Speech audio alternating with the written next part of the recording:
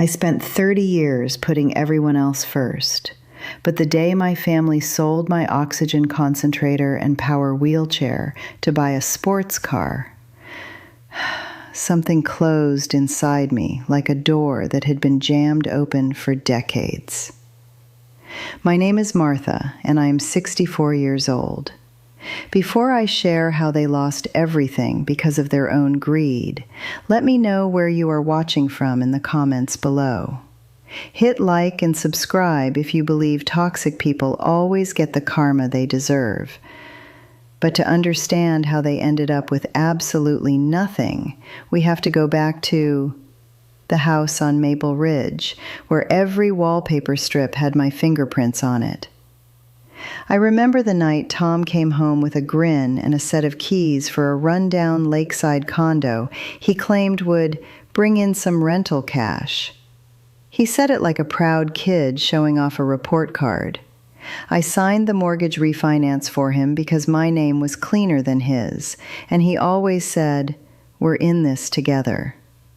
Before that, I'd tapped my retirement account twice to pay for Lisa's cross-country internship, and later Daniel's car repair after he wrecked the first one.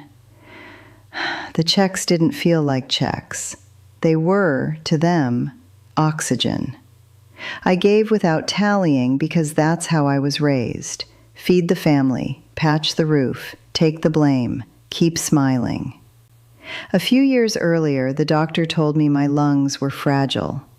Avoid extremes, he said. Conserve energy.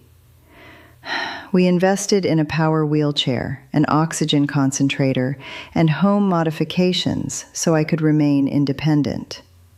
I signed the receipts, arranged the deliveries, and made sure the sales rep wrote down the serial numbers. None of those conversations felt dramatic. They were practical, precisely the kind of quiet management I had always handled.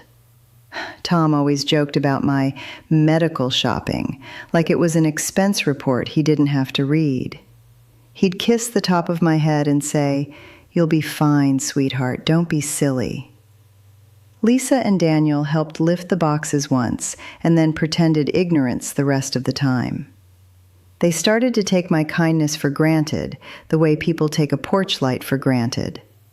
If I asked for a small favor, call the doctor's office, pick up groceries, I got rolling eyes and exasperated sighs. If I declined to help with an overdue bill for one of their friends they called in a pinch, there was talk about what a martyr she is over dinner. The disrespect arrived soft and steady. Utensils left on the counter, my coffee mug ignored, an appointment rescheduled without asking me. There was one evening that cut deeper than the rest. I came downstairs after a nap and found Tom's keys on the counter and a glossy brochure for a local car dealer. He'd been smiling at online photos all morning while I lay awake thinking about my oxygen bottle needing a new filter. I covered medical co-pays, I paid utilities, I kept the car insured and the house heated. I thought of it as holding the family together. When a contractor called about the deck, I transferred the money into Tom's account because he said he was on top of the job. When the kids needed deposit money, I scraped it up and wrote the checks. None of those moments felt like betrayal, until the very day I woke up in the hospital with pneumonia, and the house was quiet in a way that tasted like a trap. Before I could even process my oxygen mask, Tom stood in the doorway of my hospital room with a face that had the composure of someone who'd rehearsed the lines. "We didn't want to worry you, Ma. We just made some decisions."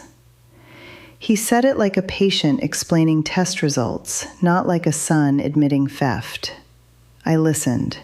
I smiled at him the way we've all learned to smile at doctors. He squeezed my hand and left before I could ask even the first question.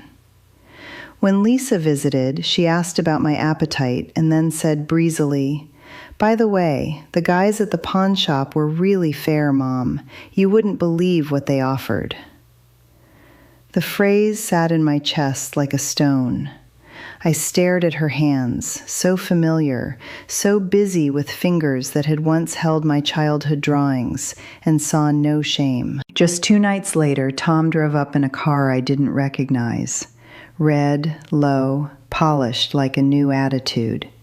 He was beaming in the driveway, waving keys as if they were trophies.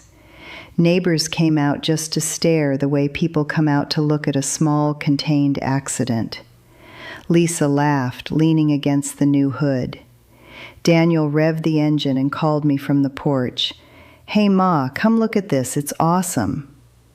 I could feel the oxygen in my chest like a fragile outline of breath, and where the chair used to sit by the sliding glass door, there was only a dented rug. I asked about the wheelchair and the concentrator. They invented explanations that had the careless tone of grocery excuses. "We needed cash," Tom said. "You weren't using everything. We asked the company. They said you could order replacements." I didn't yell. I didn't throw anything. I watched them circle the car like a small group of sharks, and for the first time in decades I thought, this is not how a family behaves. The next morning, while I sat with the edge of my hospital blanket pulled up to my chin, a nurse brought me a piece of paper. A receipt for 2 appliances transferred to a pawn shop 3 towns over. The serial numbers matched the ones I'd carefully recorded years before. The words felt like a cold, meticulous kind of humor. Tom tried to explain about hard times and unexpected opportunities, as if the absence of my life-sustaining devices was a business decision. Lisa chimed in. "Mom, you know we had to do something. Dad's hours got cut. We couldn't keep things afloat without making sacrifices." Daniel shrugged as if shrugging made theft forgivable. They argued like people practicing a defense. Their language was sharp with entitlement. "You have the house," Lisa said once. "You can let us stay." At another point, Daniel blurted, "It's not like she used the concentrator all the time. She was asleep, right?" The audacity of that line knifed through me more than anything. No one put "please" in front of "can't breathe." Their arrogance had a rhythm. Minimize, dismiss, justify. When I asked why they hadn't told me, Tom's answer was a slow, sickening thing. "We didn't want to worry you." It sounded like a final excuse people use when they've run out of reasons. A stranger at the hospital cafeteria, an elderly woman who knitted without looking up, told me she used to live near us. She mentioned she'd seen a brisk sale advertised by a local pawn shop. Later, I drove there with a borrowed cane, pretending I didn't know who I was looking for. The shop assistant didn't meet my eyes when I asked about the serial numbers. He spoke in the soft, evasive tones of someone with a conscience on layaway. "We do a lot of business," he said. "Lots of trade-ins." The paperwork had Tom's signature. He'd signed for them like a man signing his own name across a blank check, then gone home and bought a car as if nothing had been broken in the transaction. When I brought it up at supper, Lisa looked at her plate and said, "You always expect a parade, Mom. We can't keep propping things up for you." Daniel blamed me for making everything feel like a landmark. Tom told me I dramatized it. They spoke in ways families speak when they make what they want sound unavoidable. They never said sorry. They never took my hands. Instead, they explained how their credit card debt had spiraled and how the sports car was really a necessary thing for Daniel's new job opportunity, one he hadn't secured yet. That was the night my chest didn't feel fragile from pneumonia, but heavy from something else, recognition.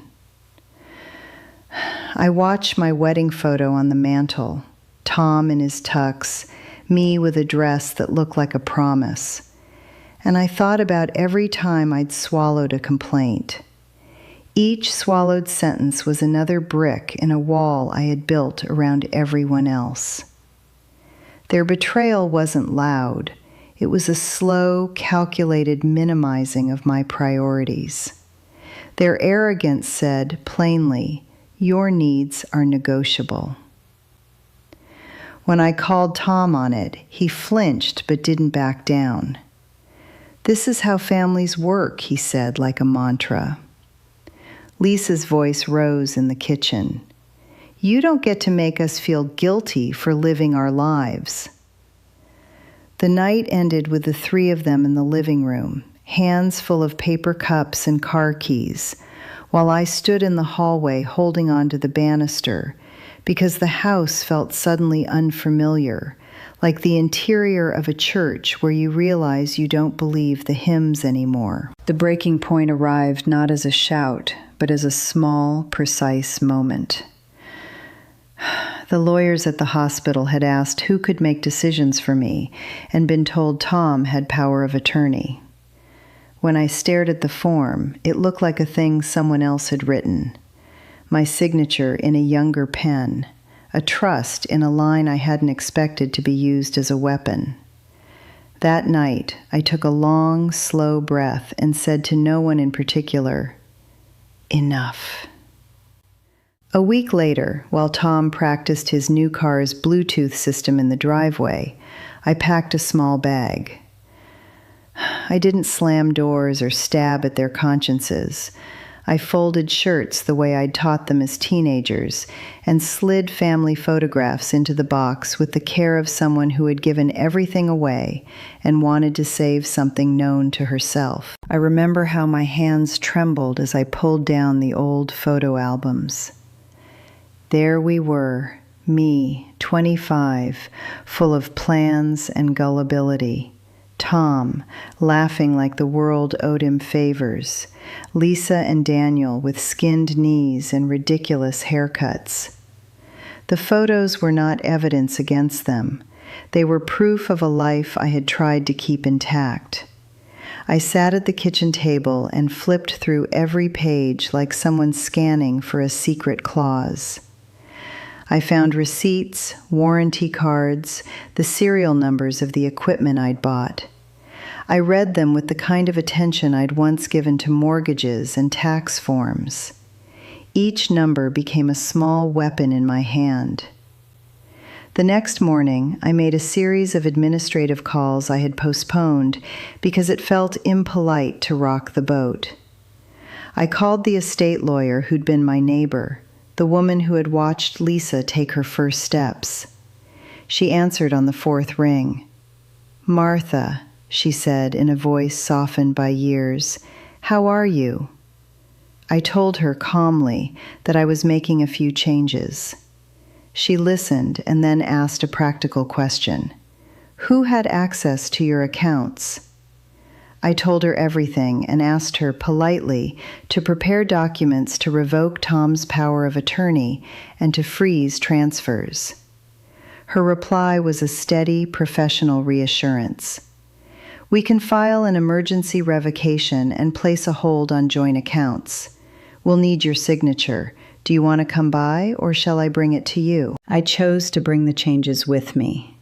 I moved into a private care facility I had quietly toured months before, not because I thought I'd need it immediately, but because I wanted a reputable address and a place with staff I trusted.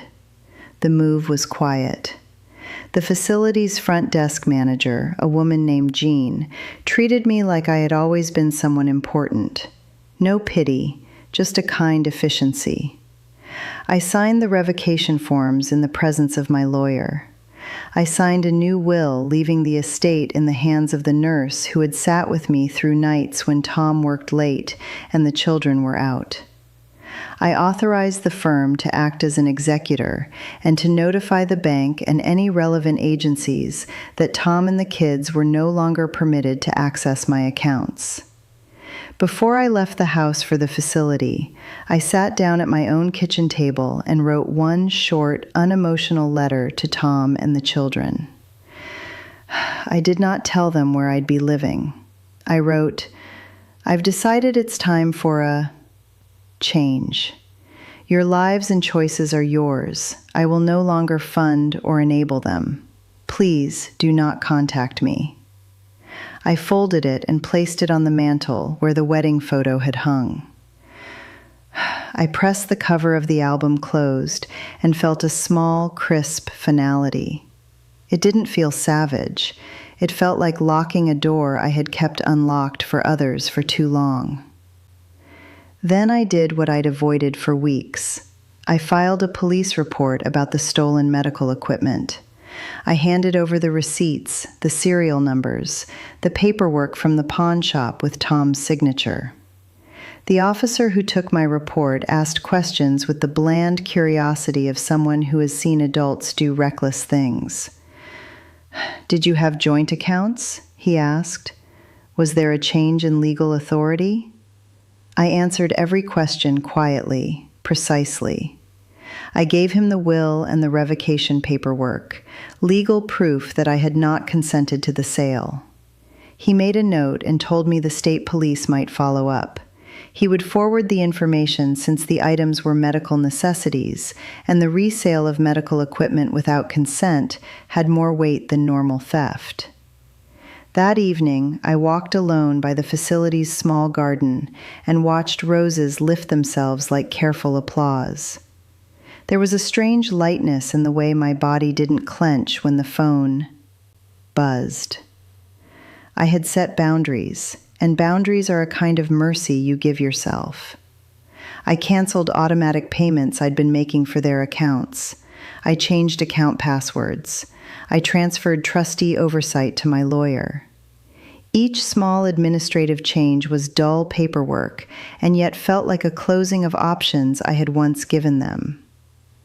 The final act of that week was simple and deliberate. I notified the mortgage company to place communications in writing only and to withhold any verbal concessions to Tom. I told them that any further transfers required the executor's signature.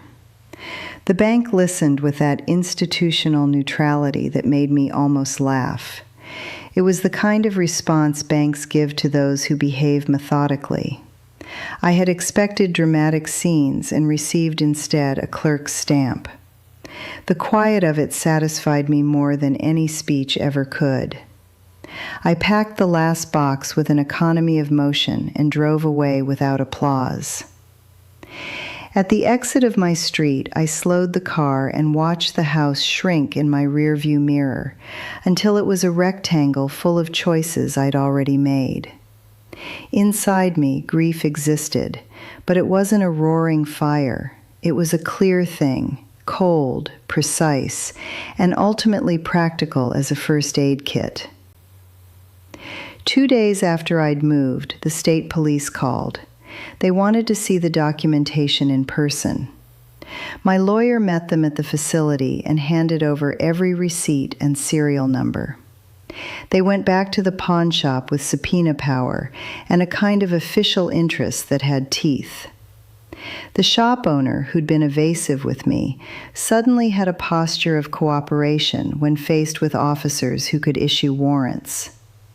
They found the concentrator and the wheelchair tucked behind a stack of nondescript items in the back room. The serial numbers matched. When the shop owner saw the police forms, his face shifted like a curtain. "I didn't know," he said, which, in the theater of law, is not a defense. A twist arrived that no one expected. The dealer where the sports car had been purchased had financed it through a subprime loan that required proof of the buyer's income and a cosign. Tom had used a credit card that was still flagged in my name to make the down payment and had signed documents under a home address still showing as my residence. The finance company, contacted by their own suspicious internal audit, froze the loan because of potential fraud. That freeze activated a chain reaction.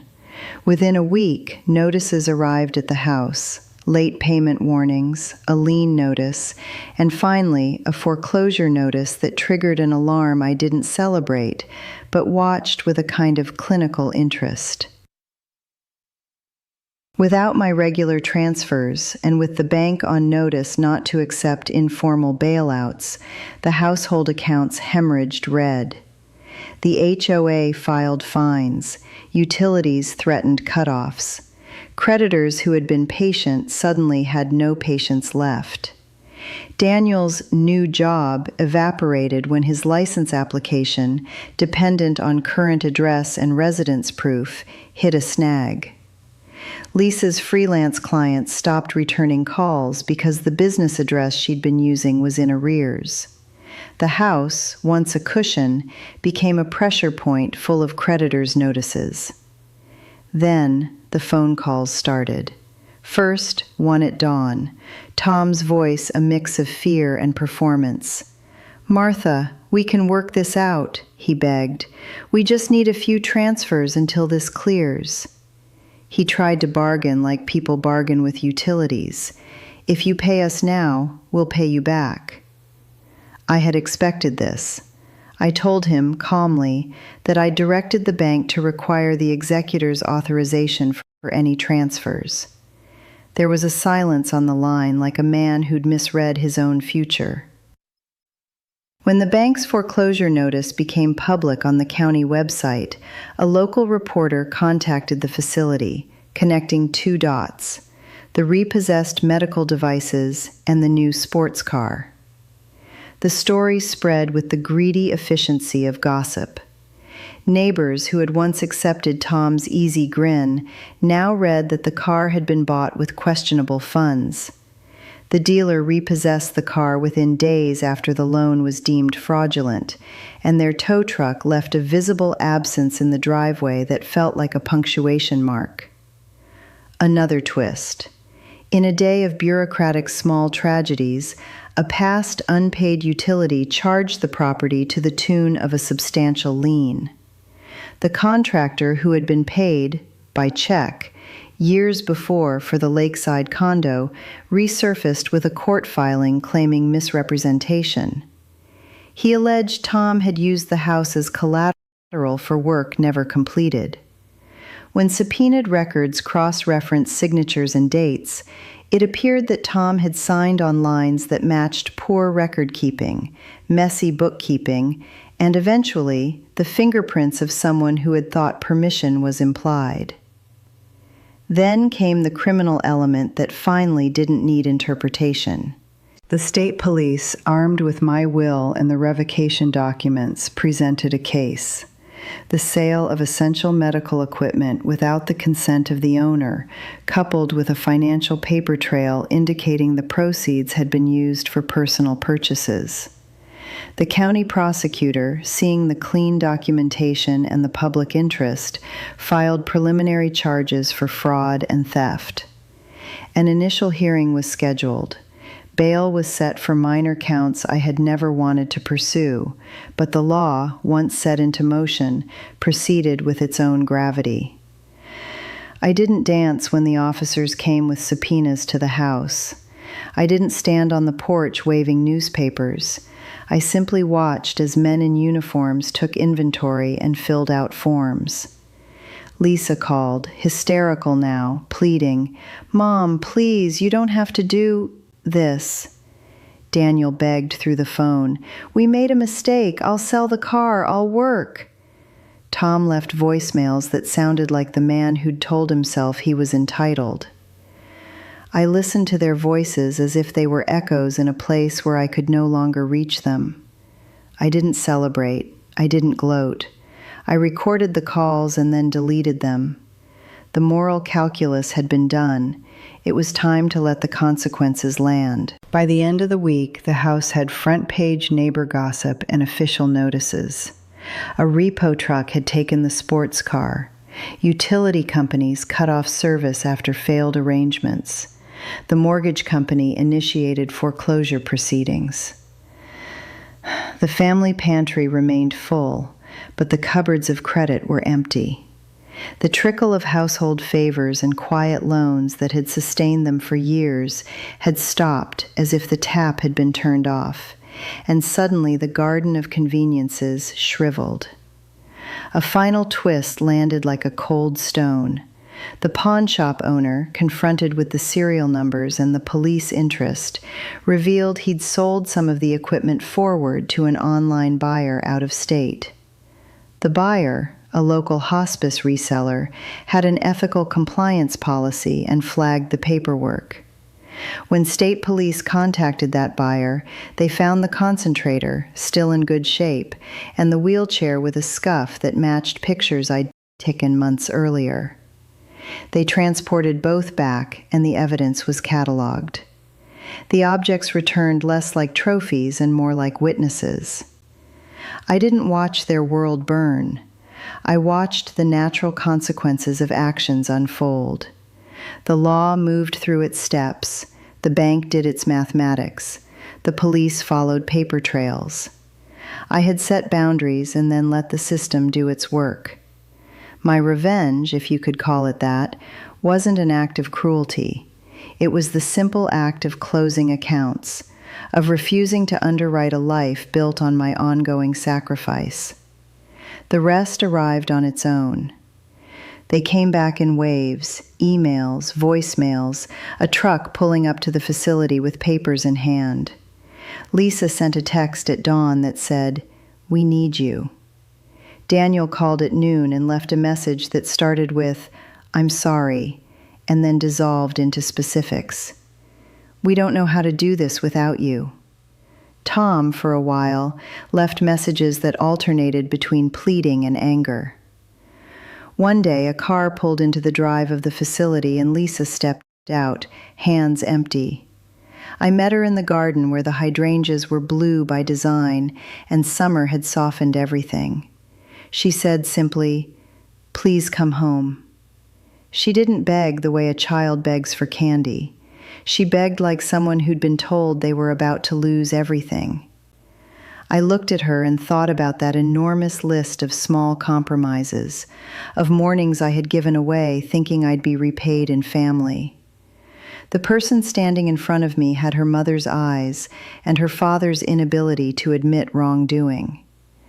I felt an enormous compassion for her, raw and maternal, and then I felt something sterner, the recognition that compassion didn't require self-erasure. "Go home, Lisa," I said quietly. Her face changed the way a curtain changes shape when sun hits it. "You need to manage your life. I won't enable what hurts you." She started to cry then, but not in a way that disarmed me. It was the sound of someone waking up. Tom's calls became frantic after the judge set a preliminary hearing date. He showed up once at the facility, a small figure with a hat in his hands, asking for a meeting. I agreed to speak at the lawyer's office, not in a dramatic confrontation, but in a brief legal meeting where words were short and recorded. When Tom asked if I'd consider reinstating access if they took certain steps, repaying the money, entering counseling, my lawyer spoke for me. "Mrs. Carter will not accept interim arrangements. The estate is under the executor's control. Any change requires the court." It was a quiet refusal wrapped in legal formality. Tom left with a face like a man who had missed a train and couldn't imagine the timetable. Once the litigation started, their attempts to contact me settled into a familiar pattern, bursts of pleading followed by long silences. I watched a life that had once demanded my oxygen, now gasping on its own. I didn't gloat. I sat in the facility's small kitchen in the mornings with a cup of coffee that wasn't hurried. I read novels that had been on my shelf for years. I planted thyme in a window box and learned how to prune a rosebush with precise, gentle snips. There was a rhythm to it, a morning that didn't begin with calculations on whether to pay for fuel or whether to call in another favor. The simplicity felt like a balm. People who visited the facility, other residents, nurses, gave me small kindnesses. The head nurse remembered the nights she'd sat with me when my breathing got rough and told me, quietly, "You did the right thing." I didn't need that validation to feel relief. I needed it the way a person needs sunlight. I started to notice things that had been background noise for decades. How my left hand, once cramped from folding laundry, could now open the lid of a jam jar without complaint. How the light fell across my arm in late afternoon like a small benediction. One afternoon, Lisa arrived with a small box. She handed it to me without making eye contact. Inside were a few things she thought I'd like. A pressed flower from the old garden, a child's drawing of a cat, a coffee mug with a chipped rim. "I'm sorry," she said again, not rehearsing the words this time. "I don't expect you to come back. I just wanted you to have this." I took her hand in mine. The shape of forgiveness felt less like a gift and more like a decision to release the weight I'd carried. The last image I left the story with is not dramatic. It's me on a quiet morning, an ordinary one, drinking coffee on a small porch at the facility, the steam rising and folding into the air. A robin visited a bird bath nearby and bobbed like a small, bright thing with no understanding of human calculations. My phone buzzed with messages, some civil, some not, but I didn't answer them. I had learned the value of silence. I owned a life now where my needs were visible and respected. I walked to the window that afternoon and watched a mail truck pass by, then closed the curtain, not with fury, but with the firm, clean motion of someone who had decided to protect her heart. They lost money. They faced legal trouble. The sports car that had glittered in our driveway became an emblem of consequences. The police did their jobs. The bank did its. But the real change, what no headline could capture, was in the small daily restorations. My sleep without the anxiety of late-night calls, my steady appetite, the way my jaw unclenched. I didn't seek to ruin them. I sought to stop propping up a life that required me to disappear. And in the ordinary peace of early mornings, with a cup in my hand and a rose in the window, I finally felt seen.